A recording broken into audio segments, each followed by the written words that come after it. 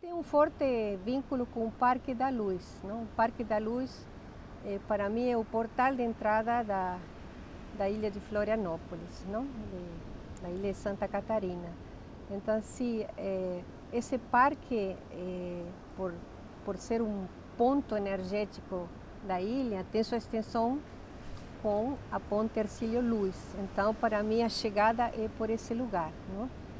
E eu quero contar um pouco o que acontecia nos anos 90, finais mais ou menos dos anos 90, metade para o final, onde grupos de pessoas se reuniam para começar a cuidar, começar a plantar, começar a fazer rituais energéticos, ecumênicos, a modo de limpar um pouco a história agressiva em cima desse lugar. E era uma época especial, porque os anos 90 traziam esta energia mais pacifista em todo sentido, não? Muito voltada ao aspecto humano e ao aspecto da natureza. Então, eu soube mais bem do Etienne. Etienne era um professor de economia que imaginou esse projeto de recuperação do parque como um ponto cultural e um ponto de luz, não? E juntou uma série de colaboradores e começaram a levar esse projeto para frente, mas lamentavelmente ele faleceu, mas quem continuou isso de coração foi Elaine Martins, a sua esposa, que nos congregou em vários momentos para cuidar desse núcleo da cidade, não? Em pleno centro urbano. E eram épocas muito coloridas, as pessoas pensavam mais um pouco sobre como tratar a Florianópolis como uma parte viva, não? Dentro de todo esse mundo de cimento e da dinâmica da invasão imobiliária. Então, assim, nós fomos nos reunindo e houve um momento assim muito especial onde se pensou em comemorar, celebrar os 5 elementos da natureza. Assim foram convidados Cacá Verá, que é um indígena aqui do Brasil, uma pessoa muito querida em Florianópolis, o Chagdan Rinpoche, que era um lama tibetano, que já partiu também, o Padre Wilson, que é daqui de Florianópolis, uma grande pessoa, não? A Liz Onda, que era quem congregava as pessoas para fazer trabalhos de arte nas ruas, o Polo, que era o escultor, e a Elaine mesmo, e muitas pessoas assim que quiseram plantar, fazer um bosque, que hoje em dia se transformou mesmo numa linda floresta, não? Uma floresta especial. E eu quero contar um pouquinho o que aconteceu em um desses momentos, porque se celebrou o Dia da Terra, da Água, do Fogo, do Ar, não? O Éter. Também se fez uma homenagem à Lua, que o Cacá Verá fez, uma cerimônia muito especial. Mas quando o Rinpoche, o lama, veio, eu me perguntei, e isso é a memória afetiva mais linda que eu tenho assim da ilha, como o lugar podia congregar pessoas que vinham desde o Tibete, desde as florestas, não? Das tribos daqui do Brasil, não é? como é que podia congregar pessoas que vinham de vários estados e outros lugares do mundo que vivem também na ilha, não? Como podiam congregar tanto uma religião como outra, formas espirituais diferentes para o mesmo objetivo, não? E esse objetivo era primeiramente honrar o que foi o Parque da Luz no seu início, que foi um cemitério indígena, que foi de alguma forma usurpado, foi destruído, não? De alguma forma, e os seus escombros foram levados para construir um edifício público. Então essa mexição que desonrou, digamos, o que deveria ser respeitado para qualquer cultura, não? Trouxe uma série de dúvidas, não? Qual era a energia que estava acontecendo nesse lugar? Estava sendo também invadido por usos com drogas, aconteciam coisas. Então ele falou, não, mas esse tem que ser um lugar luminoso, esse tem que ser um lugar que tem que ser construído conjuntamente, não? E para isso, primeiramente, precisamos cuidar da energia desse lugar. Então, cada dia foi um ritual diferente, não? As mulheres do Maricari fizeram vários dias, ficaram fazendo seus trabalhos energéticos no lugar. As pessoas chegavam e faziam seus cânticos. Nós fomos convidados também para fazer as danças circulares. Nós fizemos uma dança com as pessoas presentes, trazendo a paz, não? E chegou um momento em que o lama fez a cerimônia e ele tinha um sentido do humor muito especial, assim. Ele sempre fazia rir, sempre fazia sorrir. E nós estávamos assim em volta desse fogo lindo. Era um fogo muito grande, assim, isso eu lembro bem. Nós colocamos as lenhas, ele fez suas preces, as pessoas cantamos mantras.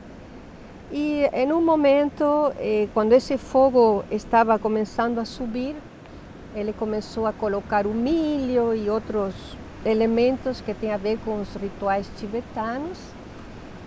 E eu lembro assim uma coisa especial, teve um silêncio assim muito grande. E em um momento o fogo cresceu, cresceu, cresceu, começou a tomar uma altura assim incrível, uma coisa que não dava a entender como é que podia subir tanto assim o fogo, porque não tinha vento, não tinha nada, não? E no momento assim dos cânticos, dos mantras tibetanos, aí tinha, não? Aí tinha católico, aí tinha pessoas da Umbanda, aí tinha pessoas ateias, aí tinha de tudo, todo mundo cantando o mantra do Tibete, não? E nesse momento o fogo começou a fazer um movimento estranho desde a base, não? Começou assim no espiral, até que acelerou assim de uma forma muito rápida. E ele assim, zoom, parece assim que levou uma história, não? Levou uma história de coisas pesadas, não? Liberou tudo que havia sido construído pelo mau uso do parque, liberou possivelmente as almas que podiam estar aí, que se sentiram invadidas, não? Liberou assim, no sentido, acabou o peso, não? Acabou o peso, acabou, agora eu sou livre, não? Essa sensação foi muito sentida pelo público, porque o fogo mostrou isso para a gente. E o fogo mostrou que a gente precisa voltar a ter esse vínculo com os elementos, precisa ter esse propósito da gente se unir, porque assim como pode ter pessoas de todos os lugares vindo para cuidar de um parque, tem tantos parques, não é? Em todas as partes, mas esse em especial por algo foi chamado o Parque da Luz, não? E a luz é um elemento, digamos, único em todas as culturas. Ele é especial, para cada cultura ele tem um significado, não? Se não é a iluminação, é o calor, é a irradiação, é a vibração, não é? Mas também o fogo transmuta, não? O fogo transmuta e deixa o que tem que ficar e leva o que tem que ser levado. Então hoje o Parque da Luz é eu diria assim, é um portal da biodiversidade, da diversidade.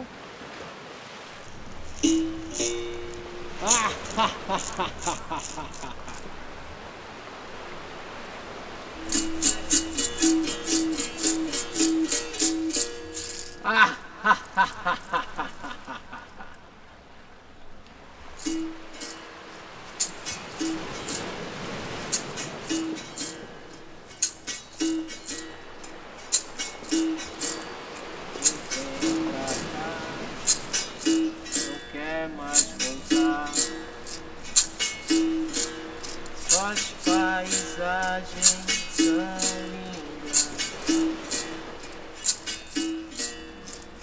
vestidas de verde, céu e lua, som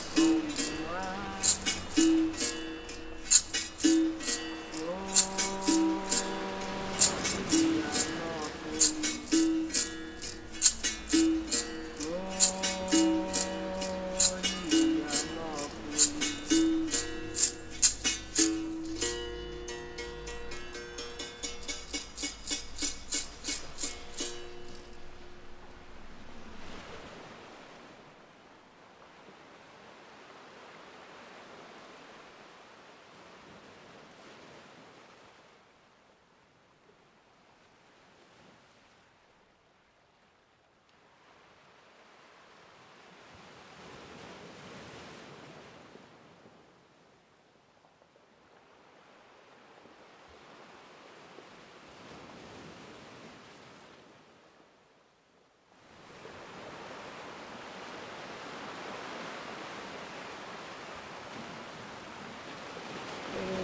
lugar, eu gosto de chamar um congresso natural, né? Porque é onde as pessoas se congregam para conviver, para aprender, para trocar, né? E a partir de aí começaram a acontecer muitos tipos de encontros naturais. Hoje em dia tem os concertos musicais espontâneos, as pessoas se sentam na grama, hoje com um ecossistema equilibrado de alguma forma. Hoje também você vê velhinhos e crianças convivendo, vê jovens, ou seja, tem tantos cantos, porque ele tem uma geografia irregular, então tem vistas diferentes, e cada lugar ele tem algo especial, não? E eu acredito assim que as pessoas que moram em volta do parque precisam também reconhecer que a beleza de seus terraços, de seus balcões, tem a energia que eles recebem nesses mundos de cimento vem desde esse parque, não? Então há uma necessidade de uma proteção, de um cuidado, de zelar, porque ele permanece, né? E o parque de alguma forma se transformou num lugar de resistência, não? Porque com a especulação imobiliária, com a ambição, digamos,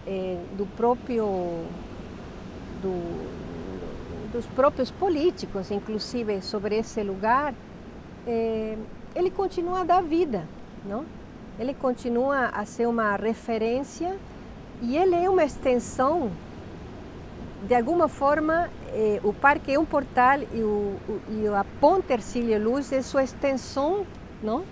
Para o continente para o parque. Não é a autopista por onde passam os carros, a autopista nova. É esse lugar que é o ponto mais especial, não? Então, assim, dentro da